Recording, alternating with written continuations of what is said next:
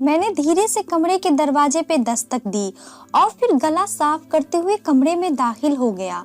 सामने ही वो उर्सी जोड़ा पहने खूबसूरत फूलों से सजे हुए बिस्तर पे वो दुल्हन बनी बैठी थी।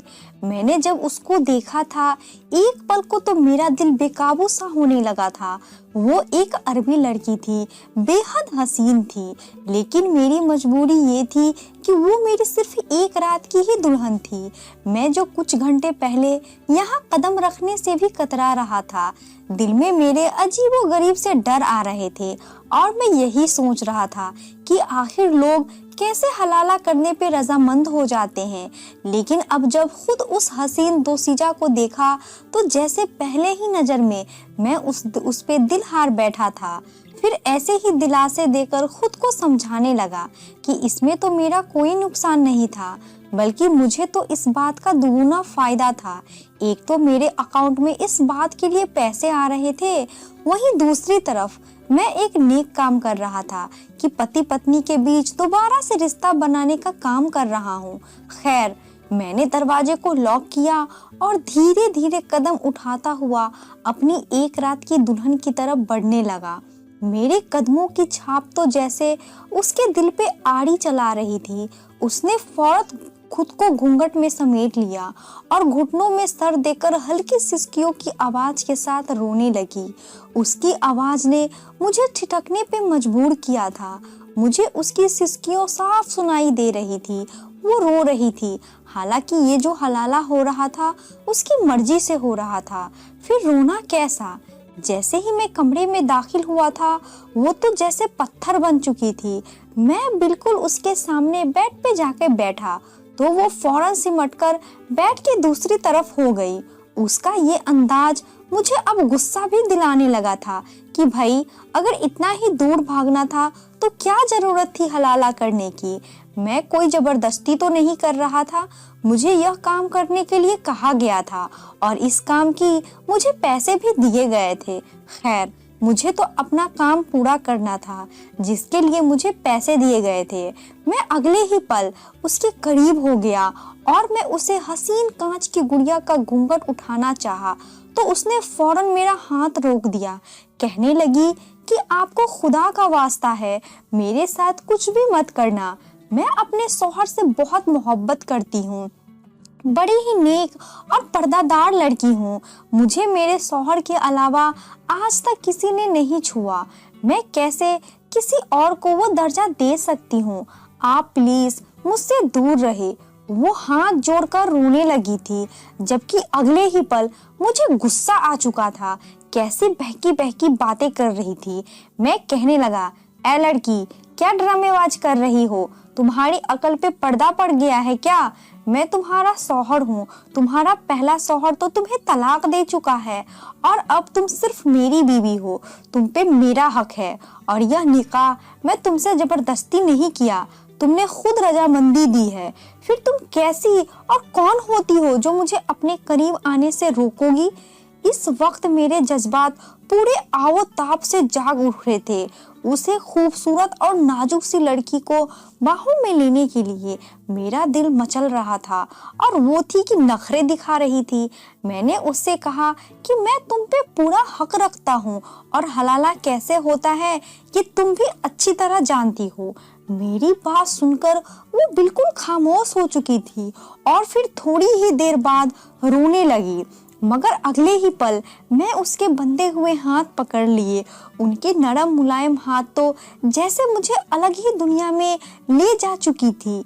मैंने उसका हाथ अपने हाथों में कसकर दबा लिया और मुंह दिखाई के लिए अंगूठी पहनाना चाही कि जो उसके पुराने अरबी शौहर ने मुझे खुद लेकर दी थी, क्योंकि अरबियों में यह खास रस्म थी कि बीवी को सबसे पहले मुंह दिखाई में अंगूठी जरूर पहनाते हैं। वो खामोश से सब कुछ देखती रही। अगले ही पल मैं उसका घूंघट उठाया तो वो दुल्हन बनी खूबसूरत सी गुड़िया मेरे सामने थी। हाँ, रोने की वजह से उसका काजल काफी खराब हो चुका था, लेकिन उसके हसीन रूप पे वो फैला हुआ काजल उसके हुस्न को चार चांद लगा रहा था। वो अरबी लड़की थी तो मैं भी पठान था, और पठान भी खूबसूरत ही होते हैं, बल्कि बला के हसीन हुआ करते हैं। मगर ये अरबी लड़की तो कयामत ढा रही थी। मैं था भी एक हुस्न परस्त मर्द, और मैं भी खुद भी बहुत अच्छी शकल सूरत का नौजवान था। इससे पहले कि मैं उसके हुस्न की तारीफें करता कि तभी मोबाइल बजा। ये मोबाइल मेरा था, और इस वक्त उसके रिंगटोन बजने पे मुझे तेज गुस्सा आ चुका था। मैंने मोबाइल निकाला तो किसी अननोन नंबर से कॉल आ रही थी। जैसे ही फोन कान से लगाया तो एक भारी आवाज, अरमान खान समा खान को फोन दो, अभी अभी अभी मुझे उसे बहुत जरूरी बात करनी है। ये तो समा का पुराना शौहर था, जिसकी वजह से वो हलाला करने के लिए मेरे पास आई थी। मैंने कड़ी नजर समा पे डाली तो वो सहम चुकी थी। मैंने उसकी तरफ मोबाइल बढ़ाया और फोन स्पीकर पे डाल दिया। जैसे ही समा ने फोन स्पीकर पे देखा तो मुझे हैरत से देखने लगी, लेकिन उस वक्त वो मेरी बीवी थी, चाहे एक रात की ही क्यों ना हो, लेकिन थी तो मेरी गैरत में चाहता था कि उस आदमी की बात मैं भी सुनूं। कांपती हुई आवाज में समा ने जवाब दिया तो वो आदमी उसे कहने लगा, देखो समा, मैं जानता हूँ कि मुझसे बहुत बड़ी गलती हो गई है, और तुम इस बात पे बिल्कुल भी राजी न थी कि हलाला किया जाए, लेकिन तुम ये भी जानती हो कि मैं तुमसे कितनी मोहब्बत करता हूँ। अब हलाला करना भी हमारे लिए जरूरी है ताकि हम अपना रिश्ता वापस जोड़ सके। मैं तुमसे बहुत मोहब्बत करता हूँ, इसीलिए तुम मेरी मोहब्बत की खातिर आज की रात इस पठान लड़के के साथ गुजार लेना। मैं जानता हूँ कि आज की रात तुम्हारे लिए किसी आजमाइश से कम नहीं।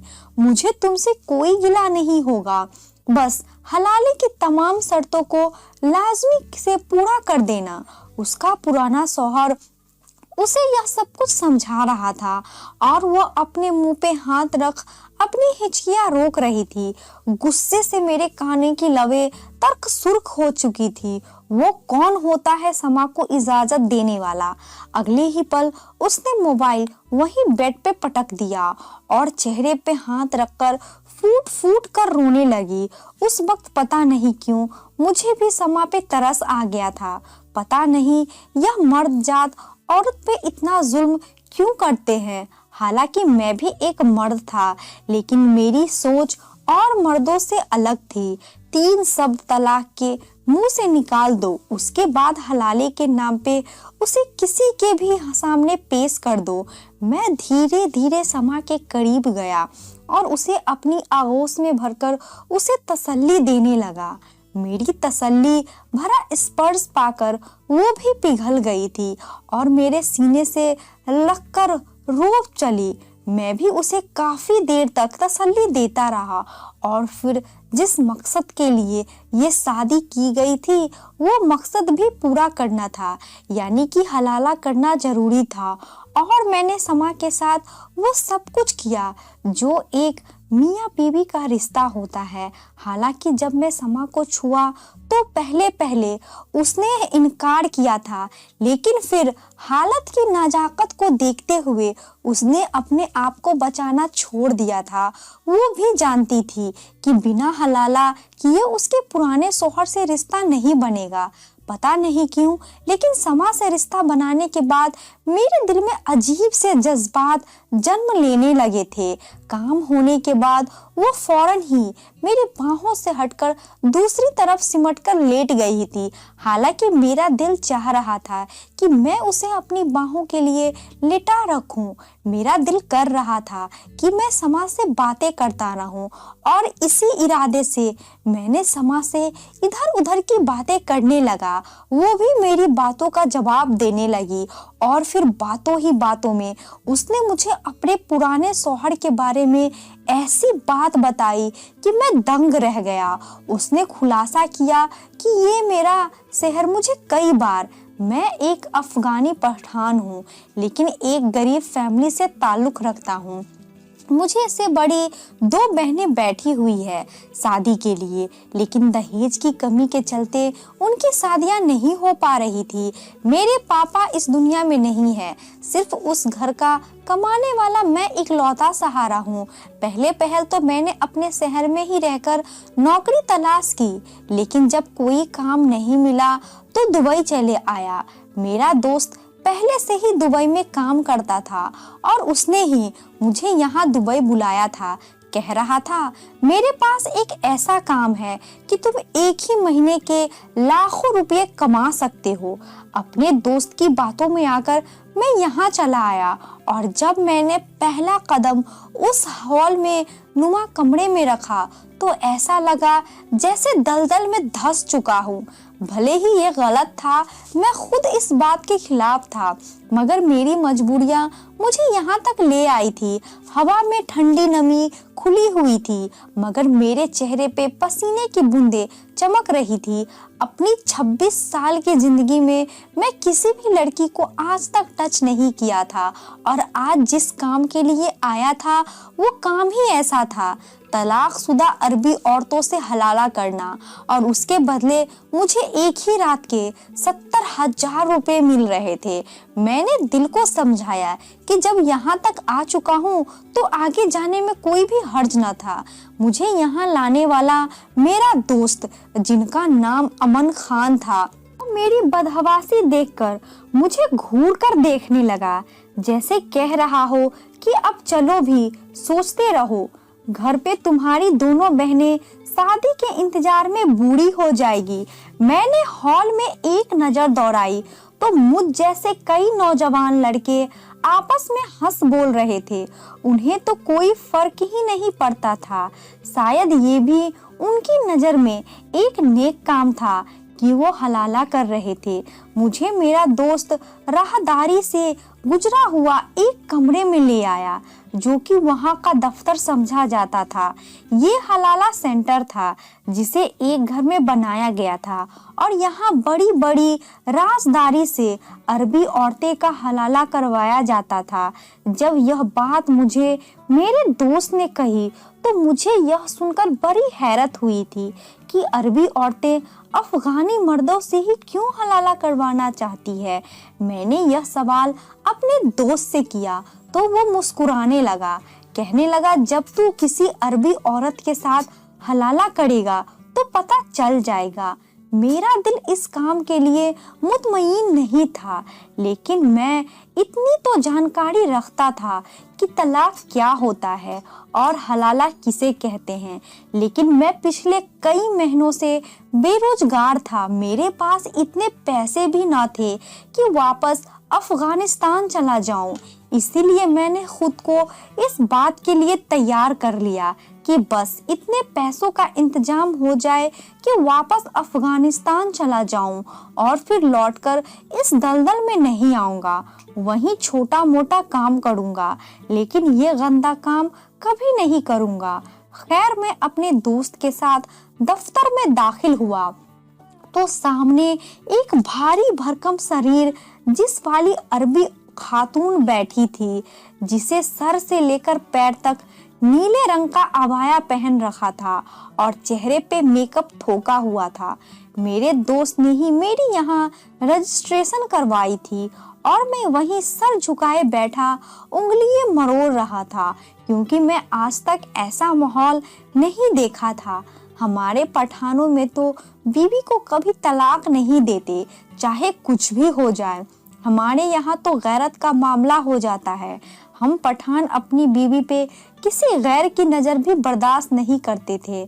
मैं अपनी ही सोचों में गुम था कि जब एक धड़ाके की आवाज के साथ दरवाजा खुला।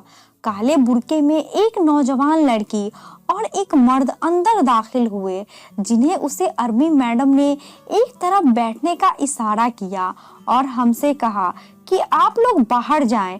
हम दोनों वहां से बाहर निकल आए। जिन लड़कों के पास मैं बैठा था वो भी अफगानी ही थे। कहने लगा, मैं अब तक 15 हलाला कर चुका हूँ। हर हलाला का मुझे अफगानी 70,000 रुपये देता है। मुझे यहाँ काम करते सिर्फ 2 महीने ही हुए हैं।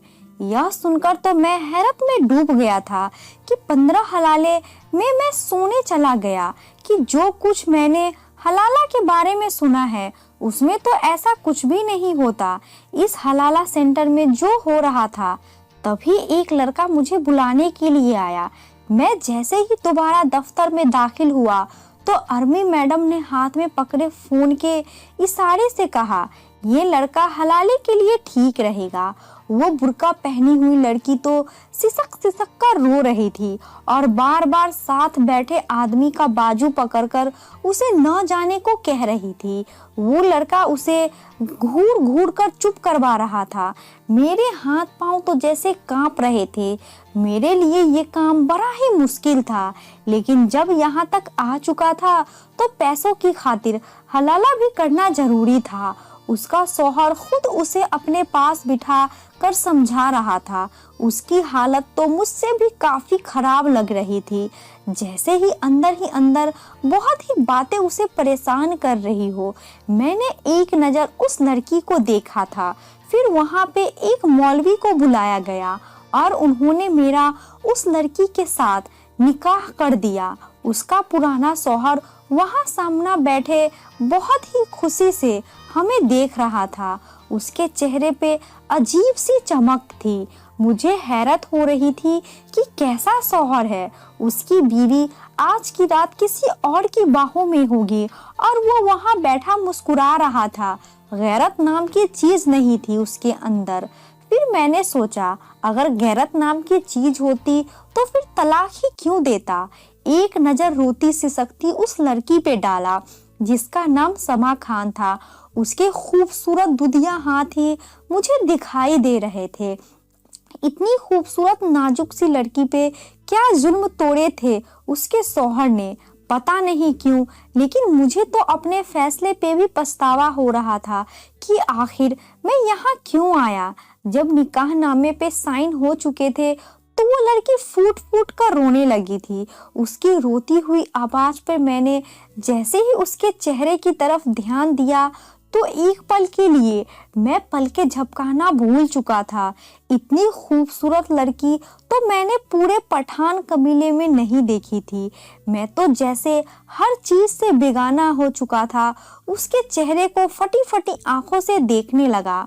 वो रोते हुए भी गुलाबी गुड़िया लग रही थी। फिर एक नजर सामने उसके पुराने शौहर पे डाली। कैसा शौहर था जो इतनी खूबसूरत बीवी को तलाक दे चुका था। मुझे तो अब उस पे गुस्सा आने लगा था।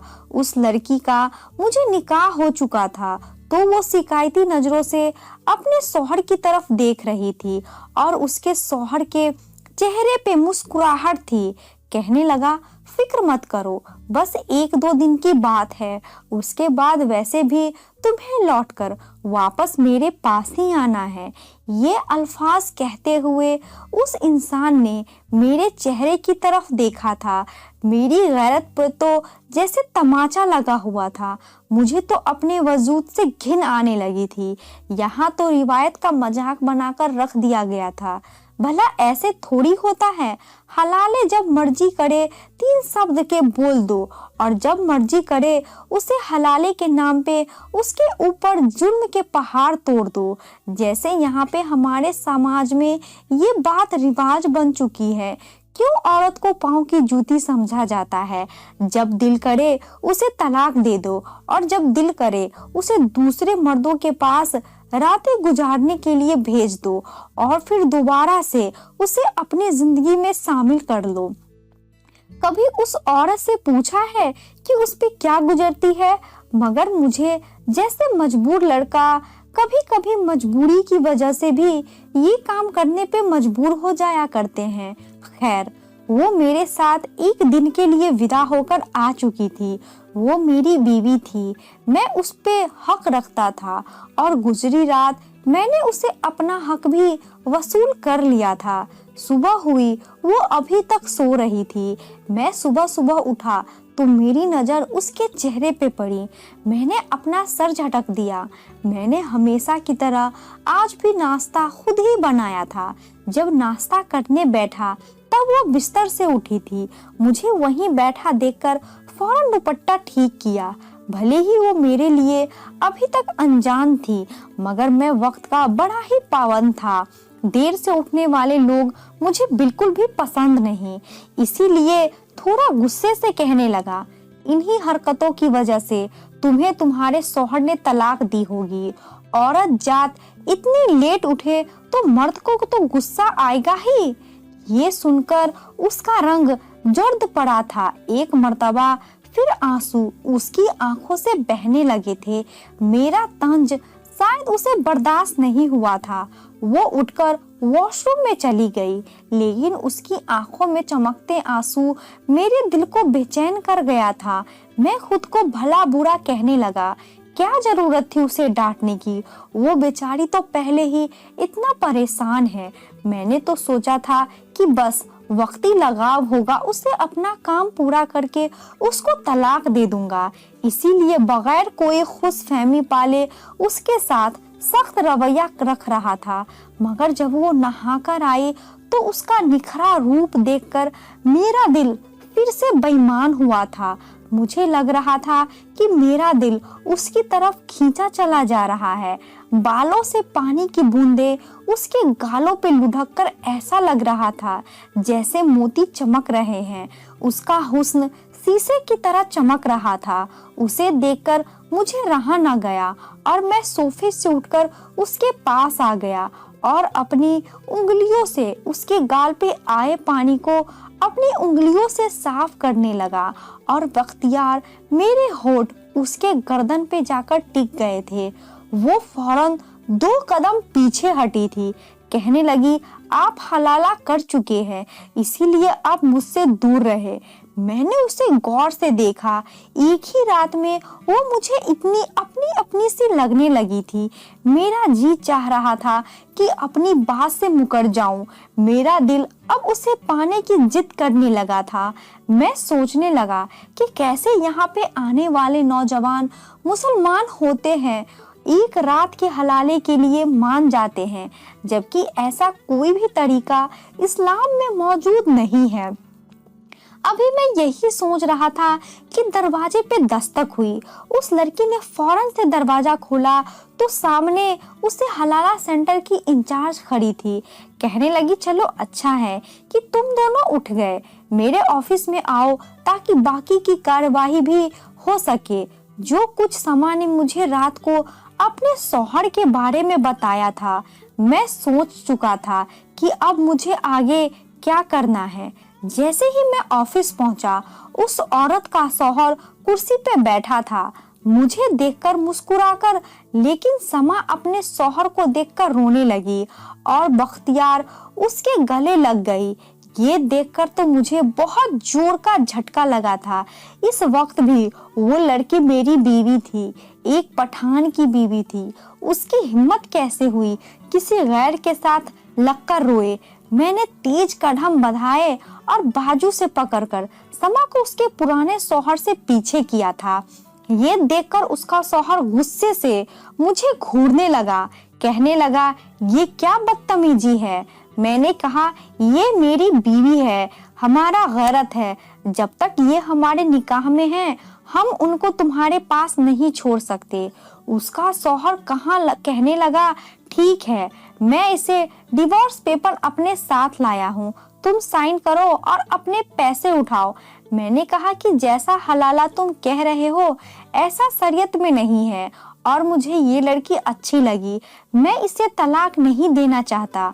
मेरी बात सुनकर हलाला केंद्र की इंचार्ज औरत और वो अरबी नौजवान यानी कि समा का शौहर गुस्से से मुझ पे बरस पड़ा कि हमारी तुमसे यह बात तय हुई थी कि तुम एक रात गुजारोगे और अगले ही सुबह तलाक हो जाएगी और उसके पैसे भी तय हुए थे।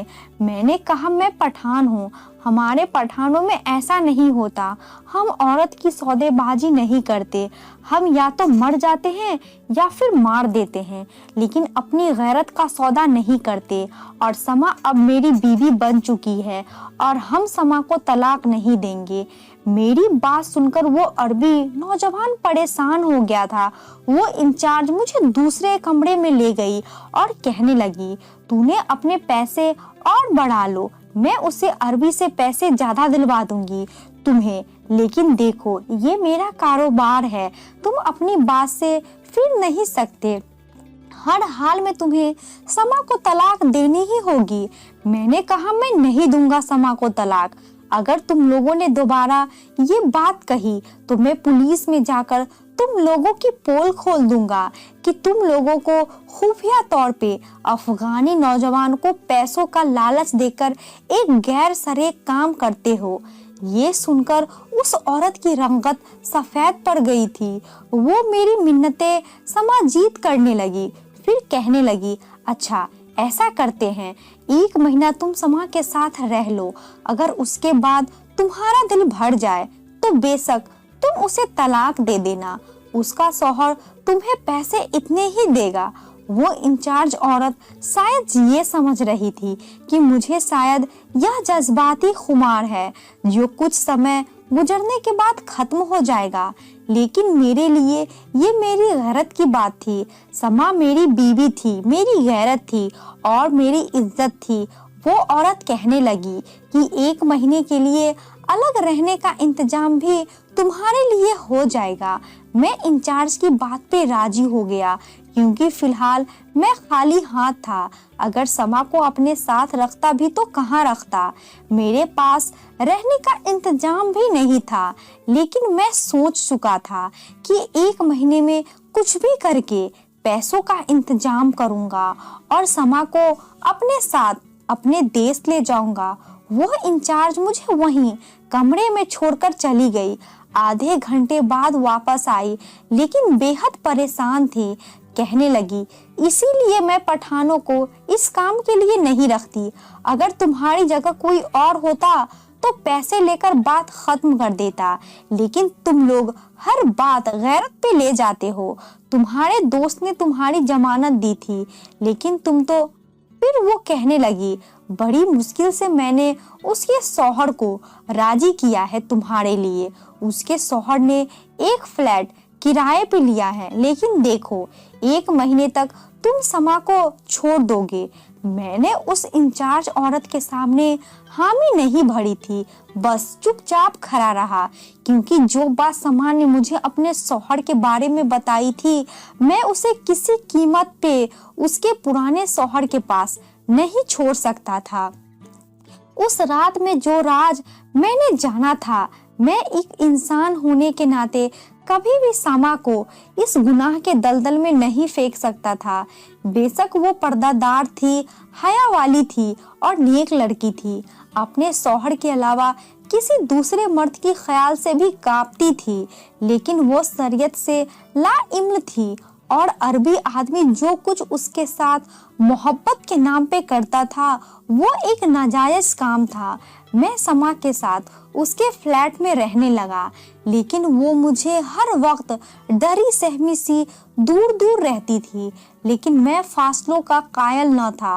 वो मेरी बीवी थी और मैं उस पे दिल हार चुका था। उससे मोहब्बत कर बैठा था तो मेरा दिल भी मचलता था कि मैं उसके करीब जाऊं, उसे अपनी बाहों में भरूं। और जब भी मैं उसके करीब आता तो वो रोने लगती, कहती, तुम क्यों मुझे छोड़ नहीं देते? नहीं जानते मेरा शौहर अब मुझसे इस बात का भी बदला कैसे लेगा। वो मुझे बहुत मारेगा, कहेगा तुमने ऐसा क्या जादू किया था उस पठान पे कि तुम्हें उसने तलाक नहीं दिया। तुम मेरे बाजू पे जले हुए निशान खुद अपनी आंखों से देख चुके हो। वो अरबी मुझे जुनूनी मोहब्बत करता है, लेकिन साथ ही साथ शक्की भी है। जरा सी बात पे मुझ पे शक करने लगता है और फिर तलाक दे देता है, और तलाक देने के बाद बिना हलाला के ही मुझसे दोबारा रिश्ता जोड़ लेता है। कहता है इससे कुछ नहीं होता। इस बार तो उसने मुझे बहुत लोगों के सामने तलाक दी थी, इसीलिए दुनिया को दिखाने के लिए, हलाला करने के लिए राजी हो गया था। यही तो वो राज था जो समा ने शादी की पहली रात बताया था। मैं कैसे जानते बूझते समा को ऐसे आदमी के साथ रहने देता जो उसे बात बात पे तलाक दे देता है और फिर दुनिया के दिखाने के लिए, हलाला के नाम पे उसे रात गुजारने के लिए दूसरे मर्दों के पास भेज देता है। मैंने कहा समा, तुम्हें क्या लगता है जो जिंदगी तुम उस इंसान के साथ जी रही हो वो जायज है? मेरे सवाल पे वो चुप हो गई और फिर उसकी बड़ी बड़ी आंखों से आंसू टपकने लगे। कहने लगी, मैं एक गरीब लड़की हूँ। वो अरवी मुझे यतीम खाने से निकाह करके लाया था। उसने मुझे कहीं देख लिया था और मेरी खूबसूरती का दीवाना हो गया था। मैं अगर उसे छोड़ दूं तो फिर कहाँ जाऊंगी? इसीलिए मैं मजबूर और खामोश हो जाती हूँ। वो कभी तो मेरे साथ इतना अच्छा होता है कि जैसे उसके लिए मैं कोई कीमती चीज हूँ। कभी वो ऐसी हैवानियत पे उतरता है कि मैं तड़प कर रह जाती हूँ। वो मुझे कई बार तलाक दे चुका है, लेकिन कहता है कि यूं तलाक नहीं होती, क्योंकि मैं उस समय बहुत गुस्से में था। मैंने कहा, मैं बहुत दिलदार इंसान नहीं हूँ, लेकिन इतना तो जानता हूँ, बेशक गुस्सा हराम है, लेकिन गुस्से में दी हुई तलाक भी तलाक हो जाती है, क्योंकि वो इंसान इतना होशमंद होता है कि उसे मालूम होता है वो तुम्हें तलाक दे रहा है।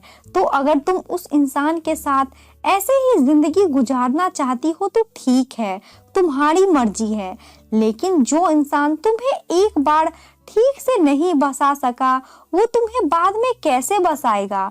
वो कहने लगी, मुझे समझ नहीं आ रहा कि मैं क्या करूं। अगले ही दिन मैं उसे खाना काबा ले गया।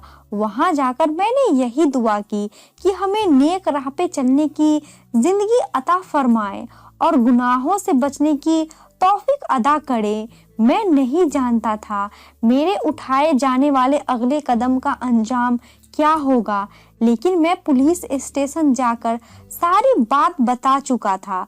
पुलिस ने उसे हलाला सेंटर पे छापा मारा और सब लोगों को पकड़ लिया। मुझे इनाम के तौर पे इतने पैसे दिए कि मैं समा के साथ अफगानिस्तान वापस आ गया और उसे अपने शहर ले गया। ये सारा काम मैंने समा की मर्जी से किया था। वो भी शायद समझ चुकी थी कि अगर वो अपने पुराने शौहर के पास रही तो उसे फिर से हलाला जैसे दर्द सहना पड़ेगा। समा ने भी आपसे मुझसे अपने दिल से स्वीकार कर लिया। उसके दिल में भी अब मेरी मोहब्बत पे पनपने लगी थी। हमारी शादी को 7 साल गुजर गए। समा से मेरे 2 बेटे हैं। वो मेरे साथ बहुत खुश है और कहती है, अगर तुम मुझे सीधा रास्ता न दिखाते तो मैं अब तक मजबूरन गुनाहों की जिंदगी गुजार रही होती। मेरा पुराना शौहर मुझसे न जाने कितनी बार हलाला करवाता। हमारा समाज न जाने किस राह पे चल पड़ा है। हलाले के नाम पे होने वाले गुनाह को सभी नेक काम समझ चुके हैं, हालांकि ये बहुत गलत है। आज की कहानी आपको कैसी लगी? इस कहानी के बारे में कमेंट करके हमें ज़रूर बताएं। वीडियो को लाइक करके चैनल को सब्सक्राइब कर लीजिए, साथ में घंटी को दबाकर ऑल पे कर ले ताकि आने वाले वीडियो का नोटिफिकेशन आपको तुरंत मिले। मिलती हूँ अगली वीडियो में, तब तक के लिए धन्यवाद।